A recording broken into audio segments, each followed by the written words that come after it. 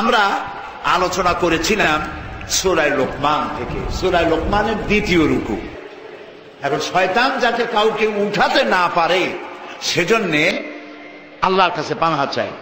পুরুষের মতো করে গলা ছেড়ে আমার সাথে পড়ে, আউযু বিল্লাহি মিনাশ শাইতানির রাজীম, বিসমিল্লাহির রাহমানির রাহিম।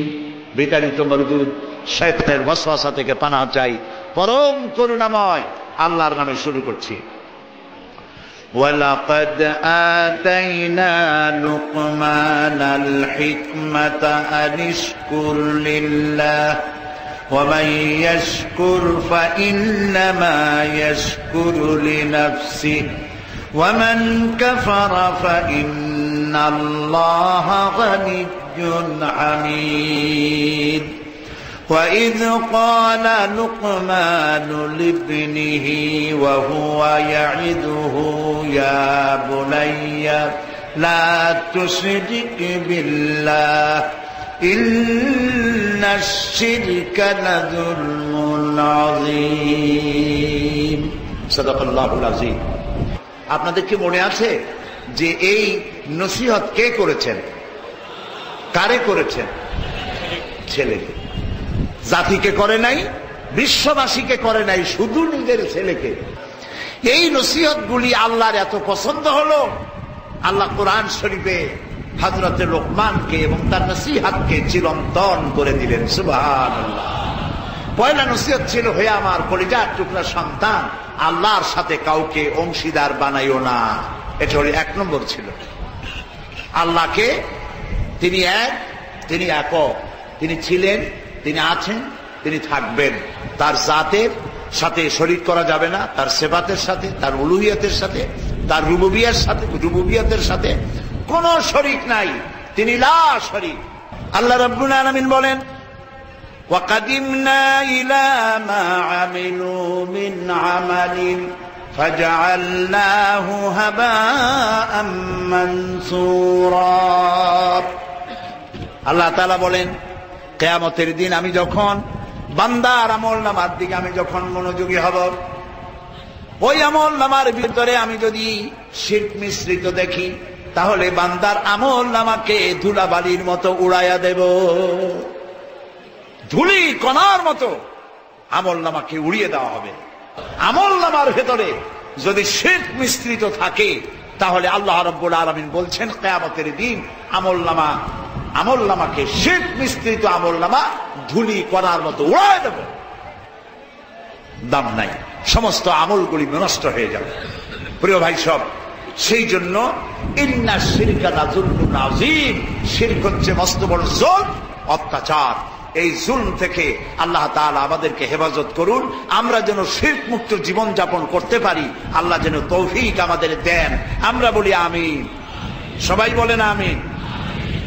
وَوَصَّيْنَا الْإِنسَانَ بِوَالِدَيْهِ حَمَلَتْهُ أُمُّهُ وَهَنًا عَلَى وَهْنٍ وَفِصَالُهُ فِي عَامَيْنِ أَنِ اشْكُرْ لِي وَلِوَالِدَيْكَ إِلَيَّ الْمَصِيرُ। আর আমি উপদেশ দিচ্ছি সমস্ত মানব গোষ্ঠীকে, তারা যেন তাদের মা বাপকে সম্মান করে, ইহসান করে, উপকার করে। তার মা হামালাতুহু উম্মুহু, তার মা তাকে গর্ভধারণ করেছে, ওয়াহানান আলা ওয়াহনিন, শ্রান্তির পর শ্রান্তি, ক্লান্তির পর ক্লান্তি কষ্ট করে। ওয়া ফিসালুহু ফি আমাইন, আর দুধ ছাড়াতে লেগেছে 2 বছর। আনিশকুরলি, এই জন্যে যাতে করে সে আমার প্রতি কৃতজ্ঞ হয়। ওয়ালিওয়ালিদাইকা, আর তার পিতা মাতার প্রতিও যেন কৃতজ্ঞ হয়। ইলাইয়াল মাসির, আর আমার দিকেই তোমাদের সকলকে প্রত্যাবর্তন করতে হবে। এ কথাটি কার? আল্লাহ। লক্ষ্য করুন, নসিহত শুরু করেছিলেন কে? লোকমান। হযরতে লোকমান নসিহত শুরু করেছেন। নসিহত তিনি শেষ করতে পারেন নাই, মাঝখানে আল্লাহ রাব্বুল আলামিন তার বক্তব্য নিয়ে এসছেন। এটি কেন? ভালো করে বুঝতে চেষ্টা করুন। হযরতে লোকমান নসিহত করেছেন ছেলেকে কোন বিষয় বলেন? এই তো এতক্ষণই তো বললাম, জোরে বলেন। শিরক। হযরতে লোকমানের বিষয় ছিল শিরক। আর আল্লাহ তাআলা তিনি নিয়ে আসতেন মা বাপের খেদমত করতে হবে, মা বাপের ইহসান করতে হবে। এই দুটো বিষয়ের সাথে সম্পৃক্ততা কি, কানেকশনটা কি, তাতবিকটা কি, একটার সাথে আরেকটার সম্পর্ক কি, কোথায় শিরক আর কোথায় মা বাপের সেবা। আর হযরত লোকমান কিন্তু কথা শেষ করেন নাই, বক্তব্য শেষ করেন নাই, আল্লাহ মাঝখানে ঢুকে পড়েছেন। কারণটা কি? কারণ হলো আল্লাহ রাব্বুল আলামিন খুশি হয়েছেন হযরতে লোকমান তার সন্তানকে জীবনের প্রথমেই তাকে আল্লাহ রাব্বুল আলামিনের সঙ্গে পরিচয় করাই দিতেছেন। ও আমার ছেলে শোনো, আল্লাহ রাব্বুল আলামিন এক এবং একক, তার সাথে কাউকে শরীক করা যাবে না। রাব্বুল আলামিন খুশি হয়ে গেলেন। তিনি যেন বলতে চাইলেন, লোকমান তুমি তোমার সন্তানকে যখন আমার তাওহীদের সাথে পরিচয় করাইয়া দিলা, এবার আমার দায়িত্ব হলো সন্তানকে তার মা বাবার সাথে পরিচয় করাইয়া দেওয়া। এবার আমি পরিচয় করাচ্ছি সন্তানের সাথে বাপের সম্পর্ক কি, মায়ের সম্পর্ক কি। আল্লাহ তাআলা বলেন, আমি দুনিয়ার সব মানুষকে ওসিয়ত করেছি। নসিহত আর ওসিয়ত শব্দ দুটো কি এক? কাছাকাছি, অর্থের দিক দিয়ে কাছাকাছি। ওসিয়ত মানে, নসিহত মানে উপদেশ, ওসিয়ত মানেও উপদেশ, তবে নসিহত মানে শুধু উপদেশ আর ওসিয়ত মানে বিশেষ উপদেশ। আল্লাহ তাআলা বলছেন, আমি বিশেষভাবে ওসিয়ত করছি মুসলমানদের না, ইনসান, যাদের নাম মানুষ, গোটা মানব মণ্ডলীকে আমি উপদেশ দিচ্ছি। কে বলছেন? আল্লাহ তাআলা বলছেন, যেন তারা তাদের পিতা মাতার প্রতি কৃতজ্ঞ হয়। কারণ হামালাতহু উম্মুহু ওয়াহানান আলা ওয়াহনিন, ক্লান্তির পর ক্লান্তি, শ্রান্তির পর শ্রান্তি। তার মানে কি? তার মানে হলো মায়ের প্রতি নজর করো। তোমার মা যখন তোমাকে গর্ভধারণ করেছিলেন অত্যন্ত কষ্ট করেছেন, গর্ভধারণে কষ্ট হয়েছে, আবার ডেলিভারি যখন করেছেন তখনও তার কষ্ট হয়েছে। মায়ের পেটে যখন বাচ্চা আসে তার স্বাভাবিক অবস্থার পরিবর্তন হয়ে যায়। পেটে ক্ষুধা আছে, মুখে রুচি নাই, মাথা ঘুরাতে থাকে, স্বাভাবিক অবস্থার পরিবর্তন এসে যায়, ভালো করে খেতে পারে না, ঘুমাতে পারে না, পেটের ভিতরে সন্তান নড়াচড়া করে, ঘুমাইতে পারে না, ক্ষুধা লাগা সত্ত্বেও খাইতে পারে না। নবীজি বলেছেন, মায়ের পেটের ভিতরে সন্তান থাকার কারণে মা যে খেতে পারে না, এই জন্য গর্ভে সন্তান থাকাকালীন সময় রোজা রাখলে যে সওয়াব হতো, আল্লাহ রাব্বুল আলামিন গর্ভবতী মার আমল নামায় সেই সওয়াব দিয়ে দেন। পেটে সন্তান থাকার কারণে মা যে ঘুমাতে পারলো না, রাতের বেলায় পেটের সন্তান হাঁটু দিয়ে গুঁতা দিয়েছে, মাথা দিয়ে গুঁতা দিয়েছে, মা ঘুমাতে পারছে না, সারা রাত জেগে জেগে ইবাদত করলে যে সওয়াব হতো, নবীজি বলেন আল্লাহ রাব্বুল আলামিন মায়ের আমল নামায় সেই ইবাদতের সওয়াব দিয়ে দেন। পেটে রাখছে কষ্ট করে, ডেলিভারিও করেছে কষ্ট করে। আল্লাহ রাব্বুল আলামিন বলেন, এরপরে দুধ, বুকের দুধ খাওয়াইছে, 2 বছর দুধ ছাড়াতে সময় লাগলো। দুধ খাওয়াইছে তোমাকে, মুখের ভাষা ছিল না, বাচ্চার মুখে কান্না ছাড়া ভাষা নাই। আমরা কথা বলতে পারতাম? ভাষা নাই। পেশাবের মধ্যে, পায়খানার মধ্যে, পৌষ মাসের শীতের রাতে, এখন না কি জানি নেপি নাকি হয়েছে, নেপকিন, নেপকিন বলে, এই যে বাচ্চাদের নির্মাংসে লাগায় রাখে পেশাব পায়খানা চুষে রাখবার জন্য, ওটা তো আগে ছিল না, এখন কিছুটা সুবিধা হয়েছে, তাও তো ভেজা থাকে।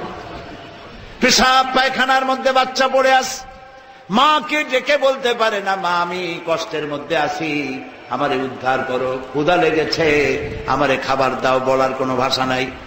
বাচ্চা কান্দে, মায়ের কলিজার ভেতরে বাচ্চার কান্নার আওয়াজের সাথে এমন কানেকশন আল্লাহ জুড়ে দেন, বাচ্চার কান্না যখন মা শুনতে পায়, হাজারো কাজ ফেলে রেখে মা দৌড়ে গিয়ে সন্তানকে বুকে করে দুধ মুখে পুরে দেয়, কান্না মুখে শত চুমা দিয়া হাসি ফুটায়। আল্লাহ রাব্বুল আলামিন বলেন, খবরদার এই মাকে কোনো সময় ভুলে যেও না, মায়ের জন্য দোয়া করো। সূরা বনী ইসরাঈলের মধ্যে আল্লাহ পাক বলেন, وَقَضَى رَبُّكَ أَلَّا تَعْبُدُوا إِلَّا إِيَّاهُ وَبِالْوَالِدَيْنِ إِحْسَانًا। তোমার রবের পক্ষ থেকে চূড়ান্ত সিদ্ধান্ত হয়েছে যে আমি আল্লাহ তাআলার ইবাদত করার পরেই মা বাপকে সম্মান করবে, তাদের ইহসান করবে। সুবহানাল্লাহ বলেন। মা বাপের পরে স্থান কার? আল্লাহর পরে স্থান কার? মা বাপের। আল্লাহ তাআলা বলছেন, মা বাপের সাথে সম্মান সূচক কথা বলো। আমাদের মধ্যে বহুত লোক আছে মায়ের ধমক দেয়, বাপের ধমক দেয়। বোর সাথে, বোর কথা মতো মায়ের সাথে কথা বলা বন্ধ করে দেয়। অবশ্য খুলনা এরকম লোক নাই, নাউজুবিল্লাহ। আল্লাহ রাব্বুল আলামিন মায়ের সাথে কেমনে কথা বলবেন আল্লাহ শিখায় দিয়েছেন, ওয়াকুল লাহুমা কাওলান কারীমা। মা বাপের সাথে সম্মান সূচক কথা বলবে। খবরদার চোখ মোটা করে ধমক দিয়ে কথা বলবে না, আল্লাহ তাআলা নারাজ হয়ে যাবে। তুমি যে চোখ দুটো মোটা করে কথা বলো, আল্লাহ ইচ্ছে করলে তোমার চোখ দুটো সিনায় নিতে পারেন। কোন সাহসে মা বাবার সাথে বেয়াদবি করো?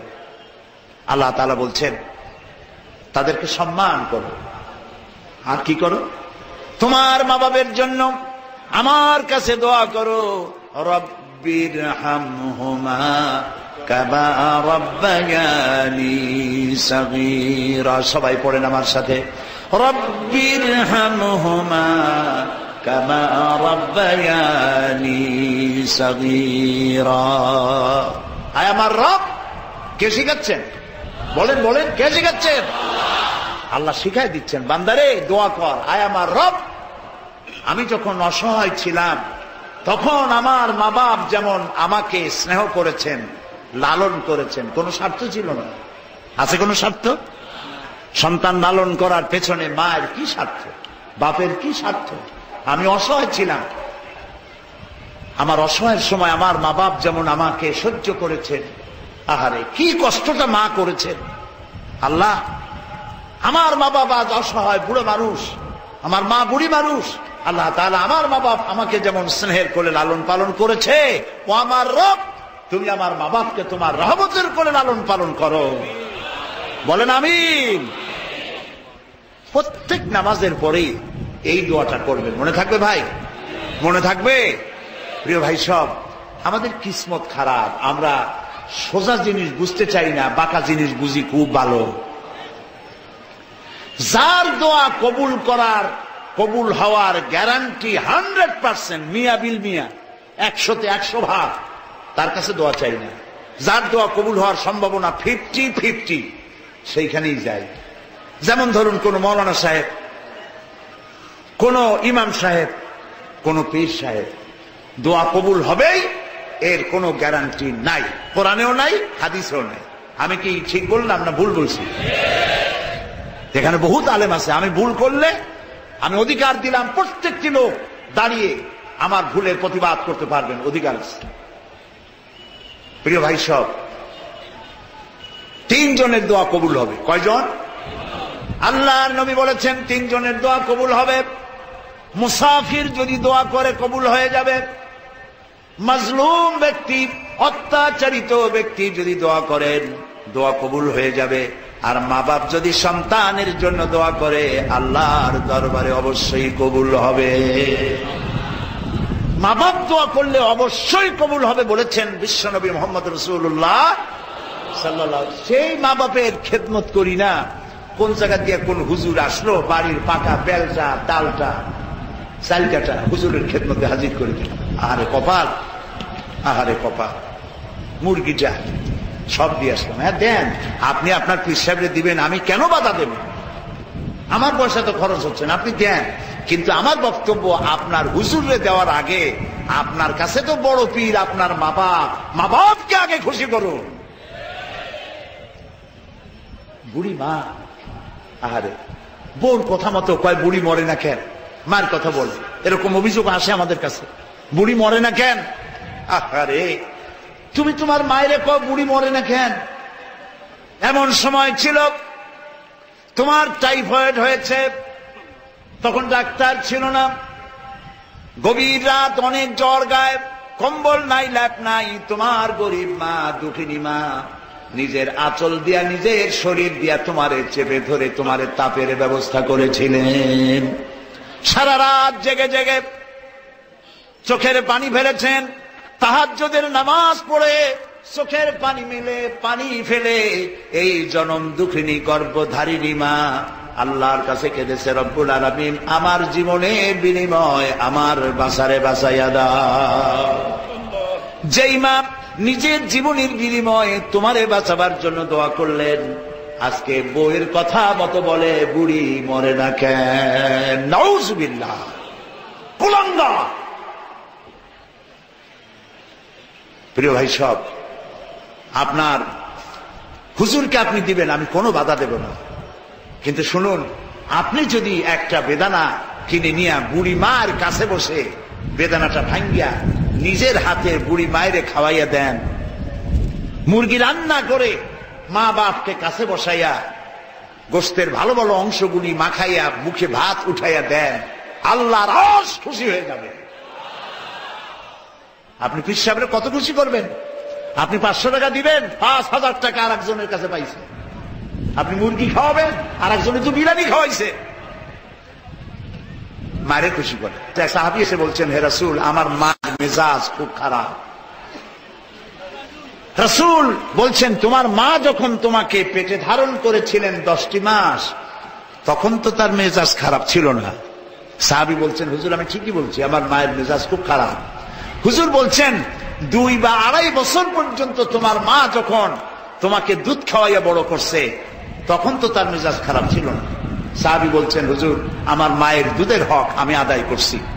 কেমনে?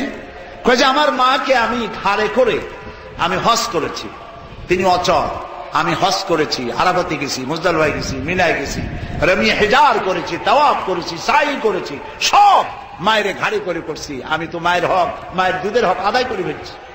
আল্লাহ রাসূল বলছেন, তুমি তোমার মায়ের দুধের হক আদায় করছো? তুমি তোমার মা ডেলিভারির সময় যে কষ্ট করেছিলেন সারা জীবন, তুমি তার শুকরিয়া আদায় করতে পারবে? কখনো সম্ভব নয়। ডেলিভারিতে যে কষ্ট হয়েছে, তুমি তো সেই কষ্টের একটি অংশ শোধ করতে পারবে না। প্রিয় ভাই সব, আমরা যদি আমাদের বুকের চামড়াটা, পিঠের চামড়া না, বুকের চামড়াটা দিয়া মায়ের পায়ের জন্য 1 জোড়া স্যান্ডেল তৈরি করে দেই, 1 ফোঁটা দুধের হক আদায় হবে না। মা বাপকে খেদমত করো, সম্মান করো। আল্লাহ রাব্বুল আলামিন বলেন, وَإِنْ جَاهَدَاكَ عَلَىٰ أَن تُشْرِكَ بِي مَا لَيْسَ لَكَ بِهِ عِلْمٌ وَإِنْ جَاهَدَاكَ عَلَىٰ أَن تُشْرِكَ بِي مَا لَيْسَ لَكَ بِهِ عِلْمٌ فَلَا تُطِعْهُمَا وَصَاحِبْهُمَا فِي الدُّنْيَا مَعْرُوفًا।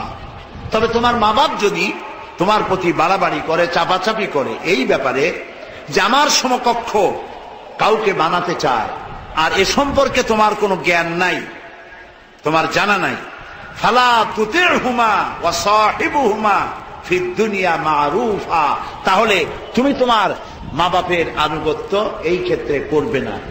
তবে দুনিয়ার জীবনে মা বাপের প্রতি সম্মান, ভালো ব্যবহার, সদ্ব্যবহার করতেই হবে। এই আয়াতের শানে নজুল হচ্ছে এই হযরতে সাদ বিন আবি ওয়াক্কাস রাদিয়াল্লাহু তাআলা আনহু, তার বয়স তখন হবে সম্ভবত 18 কি 19 বছর। তিনি ইসলাম কবুল করলেন। মা কাফের। মা এটা শুনে বলল, তুমি নাকি ইসলাম কবুল করেছো? তিনি বললেন, হ্যাঁ ইসলাম কবুল করেছি। তুই ইসলাম কবুল করেছো, আমি তোমাকে বলছি ইসলাম পরিত্যাগ করো। আর আমি এটাও জানি ইসলাম মা বাপের যথেষ্ট গুরুত্ব দিয়েছে। তুমি যদি ইসলাম পরিত্যাগ না করো, এই ভাত, এই পানি, এই রুটি রইল, আমি অনশন ধর্মঘট করলাম, ততক্ষণ পর্যন্ত আমি খানা খাবো না, পানি স্পর্শ করব না, যতক্ষণ তুমি ইসলাম পরিত্যাগ না করছো। হযরতে সাদ বিন আবি ওয়াক্কাস রাদিয়াল্লাহু তাআলা আনহু বিরাট বিপদে পড়ে গেলেন। তিনি রাসূলের কাছে চলে গেলেন, যে তার সমস্যার কথা বললেন। এখন রাসূল তো কোনো কথা বলেন না যতক্ষণ পর্যন্ত কে না বলে, না না না, জিবরাইল না বলেন। আর জিবরাইল ততক্ষণ কথা বলেন না যতক্ষণ আল্লাহ না বলেন। রাসূলুল্লাহ বসে আছে, আল্লাহর পক্ষ থেকে এই আয়াত নাজিল হয়ে গেল। সুবহানাল্লাহ। আল্লাহ তাআলা শুনাই দিলেন, মা বাপের কথা মানতে হবে, কিন্তু মা বাপ যদি শিরক করতে বলে, এমন কোন কথা বলে যেই কথা মানতে গেলে আল্লাহর সাথে নাফরমানি করা হয়, এমন কথা মানা যাবে না। তবে কোন কারো মা বাপ যদি হিন্দু হয়, খ্রিস্টান হয়, বৌদ্ধ হয়, যেমন গতকাল এখানে একজন মুসলমান হয়েছে, হয় না? একজন মুসলমান হয়েছেন, আজকেও ওরকম একটা সুসংবাদ আছে, কোন আলহামদুলিল্লাহ। তো যে ব্যক্তি মুসলমান হলো, তার মা তো মুসলমান হলো না। এখন মা যে মুসলমান হলো না, ব্যবহারটা কেমন করবে? মায়ের মতো করবে না পড়শির মতো, পাড়া প্রতিবেশী বেশির মতো করবে? আল্লাহ তাআলা বলে দিলেন, ওয়া সাহিবুহুমা ফিদ দুনিয়া মারুফা, দুনিয়ার বুকে মা বাপের সাথে ভালো ব্যবহার অবশ্যই করতে হবে, তাই মা কাফের হোক, মুশরিক হোক, যাই হোক না কেন, মা মাই বা বাপি। সুবহানাল্লাহ। প্রিয় ভাই সব, আল্লাহ তাআলা বলছেন, ওয়াত্তাবি সাবিলা মান আনাবা ইলাইয়া সুম্মা ইলাইয়া মারজিউকুম ফাউনাব্বিউকুম বিমা কুনতুম তা'মালুন। আল্লাহ তাআলা বলছেন, অনুসরণ করো তার পথ, যে ব্যক্তি আমার পথে পরিচালিত হয়, আর তোমাদের সকলকে আমার দিকে ফিরে আসতে হবে। ফাউনাব্বিউকুম বিমা কুনতুম তা'মালুন, আর তখন তোমরা সবকিছুই জানতে পারবে, জানিয়ে দেওয়া হবে যা কিছু তোমরা পৃথিবীতে করেছিলে। আল্লাহ তাআলার কথা এখানে শেষ হয়ে গেল। প্রথমে নসিহত ছিল লোকমানের, মাঝখানে আল্লাহ তাআলা মা বাপের এই কথাগুলি বললেন। কেন বললেন সেটাও আমি ব্যাখ্যা দিলাম। এখন আসুন, আবার হযরতে লোকমানের নসিহত শুরু হচ্ছে। হযরতে লোকমান বলেন, ইয়া বুনাইয়া ইন্নাহা ইন তাকু মিসকালা হাববাতিন মিন খারদালিন ফাতাকুন ফি সাখরাতিন আও ফিস সামাওয়াতি আও ফিল আরদি ইয়াতি বিহাল্লাহ ইন্নাল্লাহা লাতীফুন খাবীর। ইয়া বুনাইয়া, হে আমার কলিজার টুকরা সন্তান। কালকে বলেছিলাম, ছেলেকে তিনি আদর করে ডাকছেন, হে আমার কলিজার টুকরা সন্তান। এটা বুঝবার কোনো কারণ নাই যে কলিজার টুকরা নয়নের পুতুলি বলছে বলে বাচ্চা বুঝি খুব ছোট। তো বাচ্চা যদি ছোট হয়, ছোট বাচ্চাকে এত বড় গুরুত্বপূর্ণ নসিহত করা যায় না। নসিহতের তো একটা স্তর আছে, পর্যায় আছে, ছোট বাচ্চাকে এই নসিহত করা যায় না। তো বুনাইয়া বলে কলিজার টুকরা সন্তান বলছে কেন, এটা বুঝাবার জন্য আমি বলে থাকি যে আমাদের দেশে ছেলেবেলেদেরকে বাপ আদর করে ডাকে। বরিশালে, পিরোজপুরে, ঝালকাঠি এইসব এলাকায় আদর করে ছেলেকে ডাকে গেদা, গেদু। গেদা হলো একটু আদর, আর গেদু কইলে সাংঘাতিক আদর। আর ঢাকা বা অন্যান্য এলাকায় ডাকে খোকা। খোকা তো এক মন্ত্রীও আছে না? নাম শোনা যায় খোকা, অথচ সে মন্ত্রী। আমার দেশে ছিল একজন শিশু, বলতো মাননীয় শিশু মন্ত্রী। আসলে শিশু না, শিশু হলো ডাক নাম। এখন একজন বলছে, এই খোকা, গেদা, ওই তাড়াতাড়ি করে চা নিয়ে আয়, মেহমান আসছে, মিষ্টি আন। মেহমান মনে করে যে গেদা কত ছোট গেদার লাইছে। কাছে যখন আসলো দেখা গেল শুধু গেদা না, কয়েক গেদার বাবাও বটে। হযরতে লোকমান তার কলিজার টুকরা সন্তানকে সম্বোধন করছেন, ইয়া বুনাইয়া, ও আমার কলিজার টুকরা সন্তান। প্রিয় ভাই সব, আমাদের চরিত্র ভিন্ন। ছেলে যদি পরীক্ষা ফেল করলো, বাপে আর কথাও কয় না, মায়েও আর কথা কয় না, ঠিক কিনা বলুন? এখন বাপ মা কথা বললো না, বাদ দেয় না সময় মতো। শেষ পর্যন্ত ছেলেটা ঘরে যখন জায়গা পাইল না, ওর নাম রাখছিল মন্টু। রাস্তায় খোঁজে বল্টু পাওয়া যায় করে। তারপরে মন্টু বল্টুদের সাথে মিশা এক সময় ফেন্সিডিল ধরলো, এক সময় হেরোইন ধরলো। আপনার দুর্ব্যবহারের কারণে আপনার কলিজার টুকরা সন্তান হারায় গেল, হয় কিনা বলেন? এই জন্য মা বাপের এটা করা উচিত নয়। সন্তান যত খারাপ হোক, আপনি তাকে আদর করবেন। সন্তানটারে কাছে টেনে নিয়ে যদি ঘাড়ের উপরে, গলার উপরে, কপালে যদি চুমা খান, আব্বু বলে যদি ডাকেন, আস্তে আস্তে ছেলেটা আপনার পায়ের কাছে চলে আসবে। আসবে কিনা? এবং আল্লাহর সাহায্য কামনা করতে হবে। হযরত লোকমান সন্তানকে প্রিয় ডাকে সম্বোধন করে ডাকলেন, ইয়া বুনাইয়া, হে কলিজার টুকরা সন্তান, শোনো, ইন্নাহা ইনতাকু মিসকালা হাব্বাতিন মিন খারদালিন, যদি একটি সরিষার দানার মতো কোন জিনিস, ফাতাকুন ফি সাখরাতিন, যদি তা মরুভূমিতে কোথাও হারিয়ে যায়, আও ফিস সামাওয়াতি, অথবা তা যদি মহাশূন্যে গ্রহ অভ্যন্তরে কোথাও যদি হারিয়ে যায়, আও ফিল আরদ, অথবা জমিনের অতল তলদেশে কোথাও যদি তা হারিয়ে যায়, ইয়াতি বিহাল্লাহ, আল্লাহ তা কিয়ামতে উপস্থিত করবেন। ইন্নাল্লাহা লতীফুন খাবীর, আর আল্লাহ হচ্ছেন অত্যন্ত সূক্ষ্মদর্শী। সুবহানাল্লাহ। ছেলেরে কি বুঝাইলো? কত বড় নসিহত! ও ছেলে, আপনারা কি শুনতেছেন? কিসের দানা কন? সরিষার দানা। সরিষার দানার মতো, শোনেন আবার, সরিষার দানার মতো ক্ষুদ্র, ক্ষুদ্রাতি ক্ষুদ্র একটি জিনিস যদি হারিয়ে যায় মহাসাগরে, হারিয়ে যায় মরুভূমিতে, হারিয়ে যায় গ্রহের অভ্যন্তরে, আল্লাহ তাআলা বলছেন আমি তা উপস্থিত করব কিয়ামতের মাঠে। সরিষা পরিমাণ জিনিস যদি আল্লাহ কিয়ামতে উঠান, তাহলে আপনি আর আমি যে সব পাপের কাম করছি আল্লাহ তা উঠাইতে পারবে না? জোরে বলেন, পারবে না? এই কথাটি বুঝাবার জন্য আল্লাহ তাআলা হযরতে লোকমানের কথা পছন্দ করেছেন, যে লোকমান কি সুন্দর করে বুঝাইলো। সুবহানাল্লাহ বলেন। আল্লাহ রাব্বুল আলামিন বলেন, ওয়ায়ালামু মা ফিল বাররি ওয়াল বাহরি ওয়া মা তাসকুতু মিন ওয়ারাকাতিন ইল্লা ইয়ালামুহা। পানির উপরে কি হয়, পানির তলদেশে কি হয়, সব আল্লাহ রাব্বুল আলামিন বলেন আমি জানি।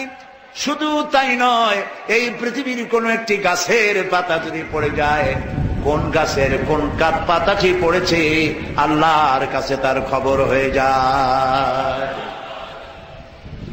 আমরা বেহেশতে যাব না দোজখে যাব, এটি ফেরেশতাদের হিসাব করার দরকার নেই।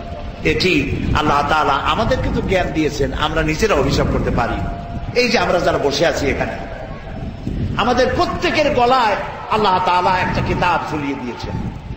আমাদের প্রত্যেকের গলায় একটা ডিস্ক, কম্পিউটারের ডিস্ক আছে না ভাই, একটা ডিস্ক এখানে লাগানো আছে। যা করতেছি সব লিপিবদ্ধ হচ্ছে। বিশ্বাস করেন? বিশ্বাস করেন? আপনার মোবাইল ফোন আছে না? মোবাইল, এখন তো মোবাইল একেবারে সস্তা হইতে হইতে মাছওয়ালা, রিক্সাওয়ালা, তারপরে খয়রাতি, মুসাফির, এরাও সকলের হাতে মোবাইল চলে গেছে। মোবাইলের মধ্যে ছোট্ট একটা সিম আছে, ছোট্ট একটা সিম। এই সিমের মধ্যে শত শত টেলিফোন নাম্বার বুক করা যায়, ডাটা ইনফরমেশন এর মধ্যে রাখা যায়। কত কিছু যে মোবাইলের মধ্যে ঢুকাইছে, মানে খালি গরু হালের পাওয়া যাবে না, সবের মধ্যে পাওয়া যায় বলতে গেলে। একটা ছোট্ট সিমের মধ্যে যদি এত জিনিস রাখা যায়, এটা যদি মানুষে পারে, এই বুদ্ধি যে আল্লাহ দিলেন, সেই আল্লাহ আপনার আমার সাথে অদৃশ্য একটা সিম কার্ড ঢুকাইয়া তার মধ্যে সব আল্লাহ ঢুকাই দিতে পারেন না? কিয়ামতের দিন আল্লাহ তাআলা এটাই হাতে দিয়ে বলবেন, ইকরা কিতাবাক, পড়ো তোমার কিতাব, যা তুমি করেছিলে। আচ্ছা ভাই বলেন, এই যে আমার সামনে আপনারা বসে আছেন, ছোটবেলায় পায়ের তলায় বড়ই কাটা ঢুকছিল, ট্যাংরা মাছের কাটা ঢুকছিল, কই মাছ খাইতে গিয়ে গলায় আটকে গেছিল, কারো বাড়ির লিচু চুরি করতে গিয়ে বাড়িওয়ালার থাপ্পড় খাইছিলেন, মাস্টারের পিটান খাইছিলেন। এই সব ছোটখাটো কথা মনে আছে না নাই? আর এদিকে যারা বললেন না তাদের মনে নেই, মনে আছে কিনা? তাহলে ট্যাংরার কাটা ঢুকলো, ওইটা মনে থাকলো। মাস্টারের ছোটবেলা পিটাইছিল, থাপ্পড় মারছিল, কান জ্বলে উঠছিল, ওইটা মনে আছে। তাহলে কোন হোটেলে, কোন বাগানে, কোন পার্কে, কোথায় কি বড় বড় পাপ করেছিলেন সেগুলো মনে পড়বে না? এখন হিসাব করেন এখানে বসে, জীবনে যা যা করছিলেন আপনি হিসাব করুন, আপনার জায়গা কোথায় হওয়া উচিত, জান্নাতে না জাহান্নামে? হিসাব করুন। প্রিয় ভাই সব, আল্লাহ তাআলা হযরতে লোকমানের এই নসিহতে খুশি হয়েছেন এই কারণে তিনি সন্তানকে একেবারে বাচ্চা অবস্থা থেকে তার রক্তের মধ্যে আল্লাহর কথা, আখিরাতের কথা কলিজার মধ্যে ঢুকাই দিচ্ছেন। সুবহানাল্লাহ বলে আমরা যেন আমাদের সন্তানদেরকে এরকম বুঝাতে পারি। আল্লাহ তাআলা সব জানেন এবং টের পান। বাচ্চাকে বোঝানো উচিত, মিথ্যা বলবে আল্লাহ টের পাবেন, কাউকে মারবা আল্লাহ টের পাবে, কাউকে ঠকাবে আল্লাহ টের পাবেন, এবং কিয়ামতের দিন জীবনের প্রত্যেকটি কাজ এবং কথার হিসাব হবে কিয়ামতের মাঠে। প্রিয় ভাই সব, সেই কিয়ামতের কঠিন দিনে হিসাব করার জন্য আল্লাহ তাআলা আমাদের সাথে ফেরেশতা লাগিয়ে দিয়েছে। সেই ফেরেশতারা আমাদের সবকিছু রেকর্ড করছে। আল্লাহ তাআলা বলছেন, মা ইয়ালফিযু মিন কাওলিন ইল্লা লাদাইহি রাকীবুন আতীদ। মানুষ এমন কোন কথা বলে না যেই কথা আমার ফেরেশতারা রেকর্ড করে না রাখে। জনতা, আজকের এই প্রথম দিনেই আল্লাহ তাআলা কোরআনের এই মাহফিলে দীর্ঘক্ষণ ধরে তোমার কোরআনের কথা শুনে তোমার দরবারে হাত তুলেছি। দয়া করে মেহেরবানি করে আমাদের জিন্দেগির গুনাহ খাতাকে মাফ করে দাও। আমাদের মা বাপ মুরব্বিয়ান যারা কবরে চলে গেছে, আল্লাহ তাআলা কবরগুলিকে জান্নাতের টুকরায় পরিণত করে দাও। রব্বির হামহুমা কামা রব্বায়ানি সগীরা। পড়েন সবাই, রব্বির হামহুমা কামা রব্বায়ানি সগীরা। আয় আল্লাহ তাআলা, আমাদের এই বিবি বাল বাচ্চা যা দান করেছো সবগুলিকে দিনদার বানাও, ইমানদার বানাও, নামাজি বানাও, পরেজগার বানাইয়া দাও। রব্বুল আলামিন, যেই পরকালের কথা, কিয়ামতের কথা আলোচনা করলাম, সেই কঠিন হাসরের ময়দানে যেদিন পায়ের নিচে হবে তামার মতো মাটি, আর মাথার উপরে প্রকাণ্ড সূর্যের তাপে গুনাহগারের মাথার চান্দি ফেটে গিয়া মগজগুলি গলে গলে নাক কান দিয়ে বেয়ে পড়তে লাগবে। জিহ্বাটা পানির পিপাসায় কুকুরের মতো ঝুলে নাভিস্থল পর্যন্ত পড়ে যাবে। ময়দানে সাড়া পড়বে পানি পানি বলে। আল্লাহ তাআলা ওই দিনে তোমার হাবিবের হাতের কাউসারের পেয়ালা আমাদের নসিব করে দিও। আহ जाती है फलक पर रहम लाने के लिए, आह जाती है फलक पर रहम लाने के लिए, बादलो हट जा दे दो आह जाने के लिए। रहम कर अपना ना आईने करम को भूल जा, रहम कर अपना ना आईने करम को भूल जा। हम तुझे भूले हैं लेकिन तू न हमको भूल जा। রব্বুল আলামিন, মা বোনেরা কষ্ট করে মাহফিলে এসেছেন, আল্লাহ তাআলা মা বোনদেরকে এমন আমল করার তৌফিক দাও যাতে করে কিয়ামতের দিন হযরত আয়েশা, হযরত খাদিজার সঙ্গে হাসর নসিব হয়ে যায়।